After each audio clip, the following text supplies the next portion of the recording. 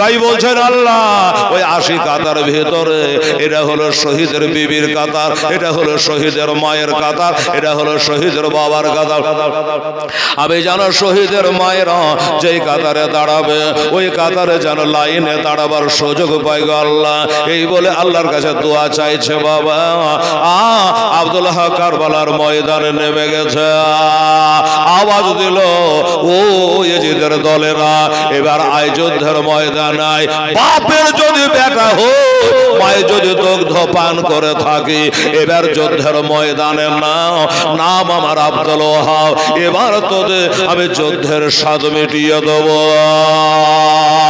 একটা 6 মাসের বাচ্চাকে তীর মেরে দিলি আর শহীদ করে আমার হোসেনকে কাঁদালি, জগৎকে কাঁদালি রে।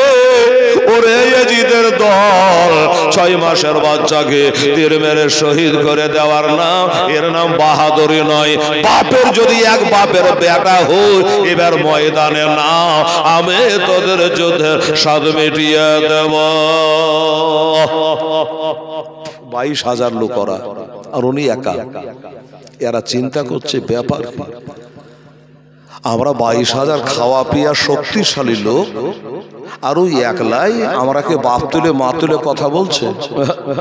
পিছনে কোন শক্তি আছে, পিছনে ওর রহস্য আছে, পিছনে কোন গুরুত্ব আছে, শক্তি আছে।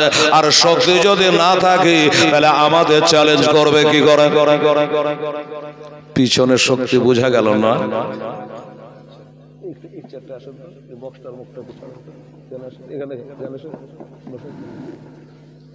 বেশ তো পিছনের শক্তি বোঝা গেল না। আপনাকে বোঝাই, আমার হযরত আলী খয়বরের যুদ্ধ করতে গেছিল।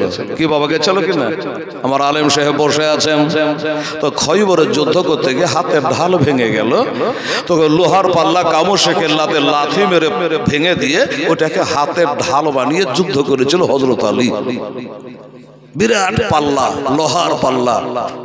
যুদ্ধ যখন জয় হয়ে গেল তো পাল্লাটা চালিয়ে ফেলে দিল। সাহাবীরা মনে করল হ্যারে এত বড় লোহার পাল্লা আর বাঁ হাতে চেড়ে যুদ্ধ করলো হযরত আলী, এটা কি তাহলে পাতলা আছে নাকি? চল তো চেড়ে দেখি। 20 জনা গেল, লড়াইতে পারলো না। আর 10 জনকে ডেকে 30 জনাতে চাঁড়ছে, তো লড়াইতে পারলো না। 40 জনাতে বাবা মাটি থেকে সৈন্য করতে পারলো না, চুল বরাবর হিলাইতে পারলো না। আশ্চর্য ব্যাপার, আমরা 40 জনাতে চাড়তে পারলো না, আর হযরত আলী ওই লোহার পাল্লাটাকে বাঁ হাতে চাড়া ফিরকির মতো ঘুরে যুদ্ধে জয় করে নিলে। ব্যাপারটা কি?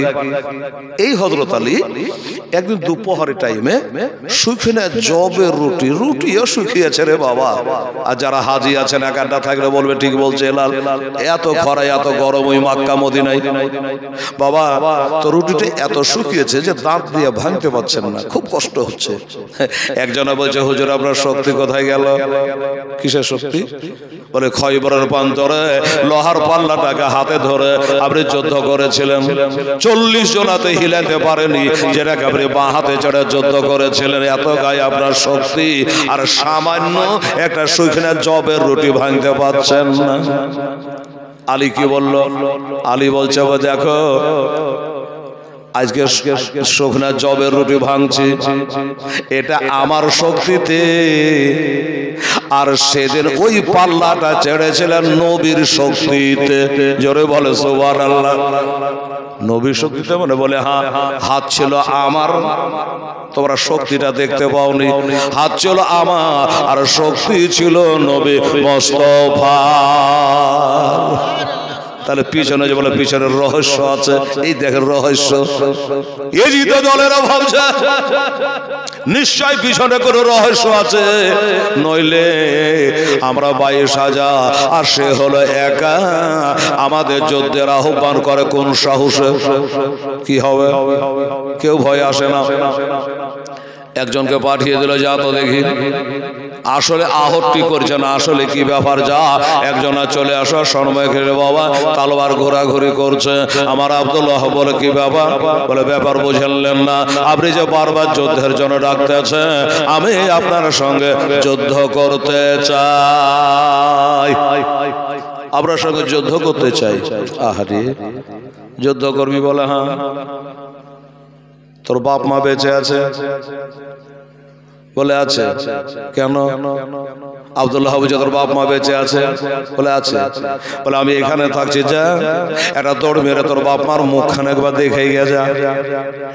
কেন? বলে কেন তুই বুঝবি একটু পরে, তাড়াতাড়ি করে যা। ওদিকে এজিদের 22,000 সৈন্য তাকাচ্ছে, কি ব্যাপার, গল্প চালু হয়ে গেল কেন?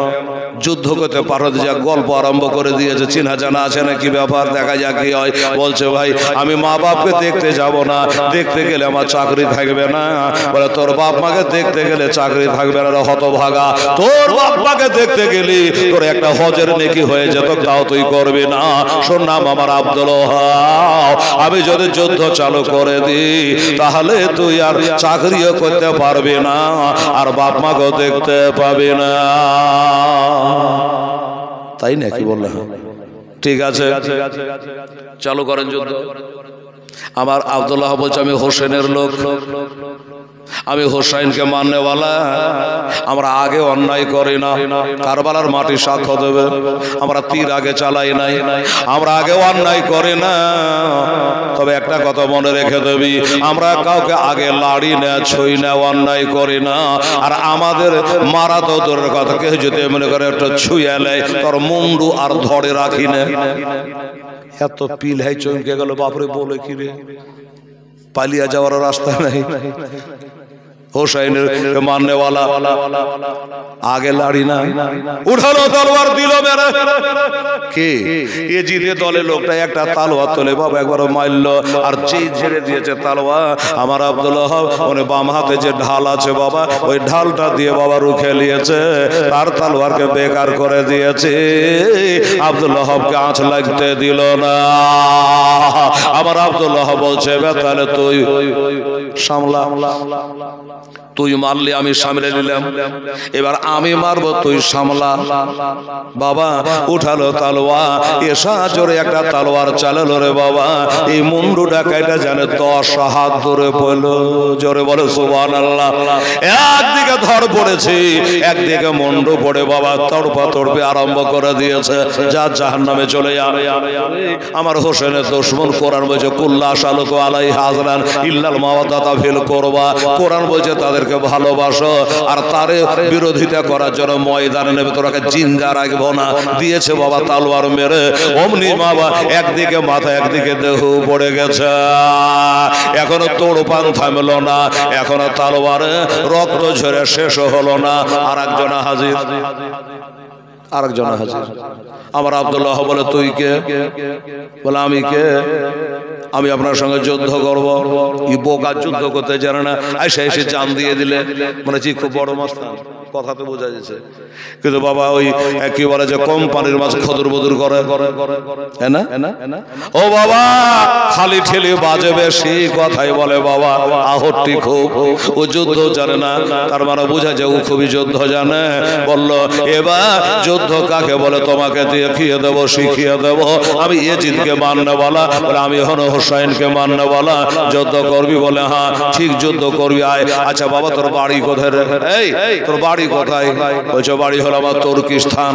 আচ্ছা তোর বাড়ি তুর্কিস্তান? বলে হ্যাঁ। এবার তোর যাবার টাইম হয়ে গেছে কবরস্থান, তার লেগাতে আমার সামনে এসেছিস।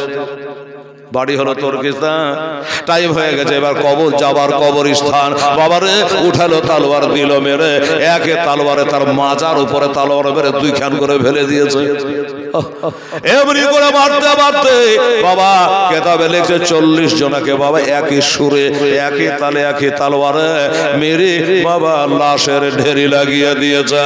40 জনকে মার্ডার করে দিয়েছে, কতল করে দিয়েছে, জাহান্নামে পৌঁছে দিয়েছে। আপনাদের বাংলা কেতাবটাতে লেখা আছে ৭৭ জনা, আমাদের আরবি কেতাবে লেখা আছে 40 জনা। 40 জনা বাবা যদি কাটা পড়ে পড়ে থাকে কেমন লাগবে দেখে বলেন তো? 40টা লাশ। এবার 41 42 হবে, কিন্তু 41 নাম্বার খুঁজে পাওয়া যাচ্ছে না। কিরকম বোঝা গেল না? এজিদের দল কমান্ডার ইবনে সাদ একজনের পিঠে থাবা মেরে বলে এই এরা তো সবাই গেল আর পড়ে গেল, তুই এবার যা, 41 নম্বর তোর। আমি বলে হ্যাঁ। বলছে জোড়হাত। কিসে জোড়হাত?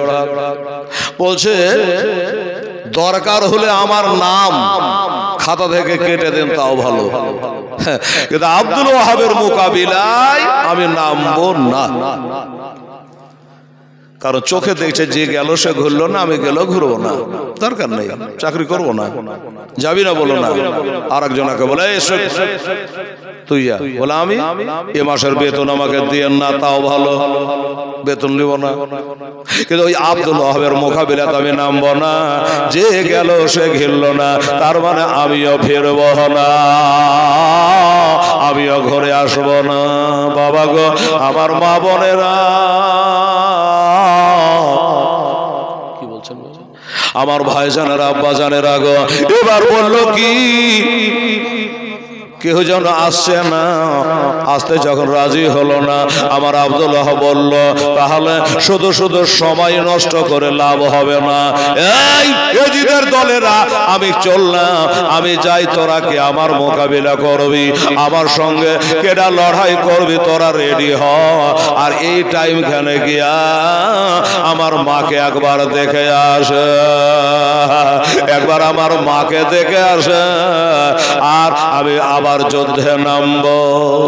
মা নিচু দিকে মুখটা করে ধ্যানে আছে, আল্লাহ আল্লাহ, আমার বেটা জানে না ঘুরে, আমি জানো শহীদের মা হতে ভয়, এই করে আল্লাহর কাছে বাবা দোয়া করছে। আর আব্দুল্লাহ ঘোড়ায় চড়ে বাবা হাজির হয়ে গেল, হাজির হয়ে গেছে। মা বলে ডাক দিয়েছে, মা বলছে তো আমার বেটার গলার আওয়াজ লাগছে, এটা আমার আব্দুল ওয়াহাবের গলার আওয়াজ লাগছে। তাহলে কি আমার দোয়া কবুল হয়নি? মার দোয়া বলে কারেন্টের মতো কবুল হয়। আমি কেমন মা যে আমার বেটাকে শহীদ হওয়ার কথা বলল, আমার বেটা শহীদ হলো না, ঘুরে পালিয়ে আসলো। মা বলছে আব্দুল ওয়াহাব রে, পালিয়ে আলি রে বেটা, কাপুরুষের মতো পিঠ দেখিয়ে ঘুরে পালিয়ে আসলে রে বেটা, আমি যে শহীদের মা হতে চেয়েছিলাম। মা আব্দুল ওয়াহাব বলে মা, ওরে আমার মা, আমি পালিয়ে আসেনে মা, একটা একটা করে আমি 40 জনকে কতল করে দিয়েছি মা, তুমি একটু দাঁড়িয়ে যাও, ডেরার বাহিরে আসো মা, আর লম্বা করে তাকিয়ে দেখো, ওই দেখো 40টা লাশ পড়ে আছে মা। আমি আব্দুল ওয়াহাব আমার একই তলোয়ারে আমি 40টাকে কতল করে ফেলেছি।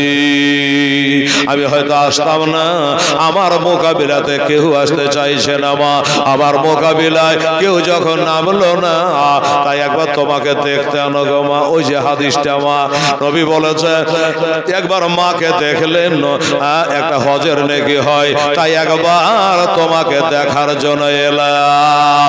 মা বলে বেটা রে, আমাকে দেখলে হজের নেকি হয়, আমার হোসেনকে দেখলে আলীকে দেখা হয়, আলীকে দেখলে আমার নবীকে দেখা হয়।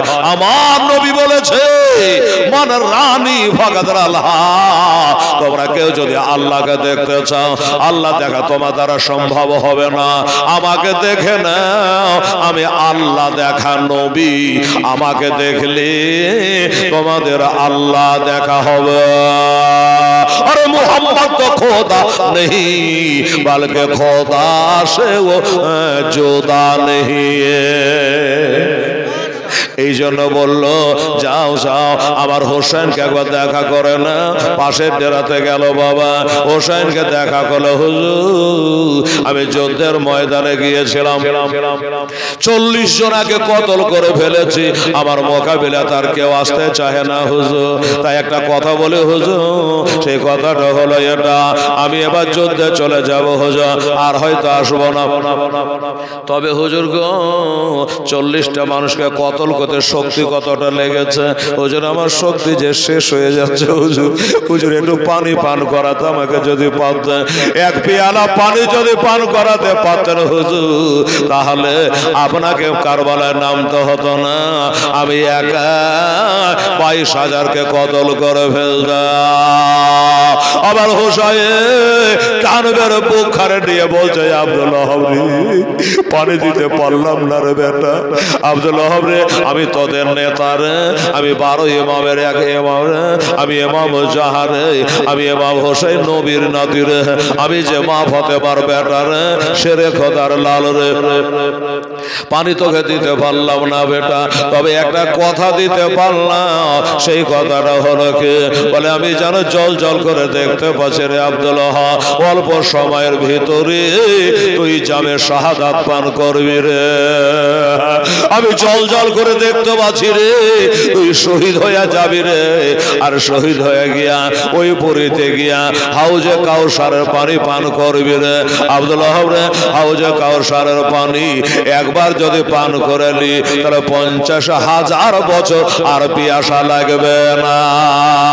আমার আল্লাহ তাআলা ইরশাদ করে, আল্লাহ তাআলা ইরশাদ করে পবিত্র কোরআনে, ওলিদের ডর নাই দোনো জাহানে। একটু জোরে বলেন না সুবহানাল্লাহ।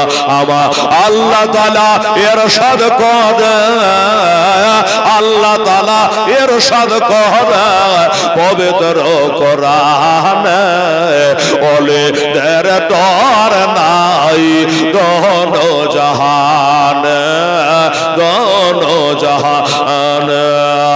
আল্লাহর প্রিয় বান্দা ওই আজমিরি ওলে তাশরিফ আনিলেন যখন এ ভারতের গলি, ভারতের গলি। অজানা ভারতের লোক, অজানা ভারতের লোক জানে না কোনটা পথ যে সোজা, সোজা পথ দেখাইলে আমার আজ মেরে খাজা, আজ মেরে খাজা। এই ভারতের মাঠে রৌশন হলো, ভারতের মাঠে রৌশন হলো খাজার আগমনে, ওলিদের ডর নাই দোনো জাহান। আমার আল্লাহ তাআলা ইরশাদ করে, আল্লাহ তাআলা ইরশাদ করে পবিত্র কোরআনে, ওলিদের ভয় নাই দোনো জাহানে, দোনো জাহানে। আল্লাহুম্মা সাল্লি আলা মাওলানা মুহাম্মদ ওয়া আলা আলি সাইয়্যিদানা মাওলানা মুহাম্মদ। বাবারা মায়েরা, আমার বাবা গো আব্দুল্লাহ আর পানি চাইলো না। হুজুর আমি যাচ্ছি, হুজুর দোয়া করবেন। আবার মায়ের কাছে আসলাম, মা আমি হোসাইনকে দেখা করে চলে আসলাম, এবার আমি যুদ্ধের ময়দানে যাব। মা, মা গো আমার গর্ভধারিণী মা গো, ও মা আমি যুদ্ধে যাচ্ছি মা, তবে যুদ্ধে যাওয়ার আগে আমার একটা দাবি গো মা। মা বলছে কিসের দাবি রে বেটা? বলে দাবিটা হলো ওই যে 2 হপ্তাহ আগে বিয়ে করেছিলাম একটা পরের বেটিকে, ওই যে আমার বিবি, ওই বিবির সাথে একবার দেখা করতে দাও না গো মা।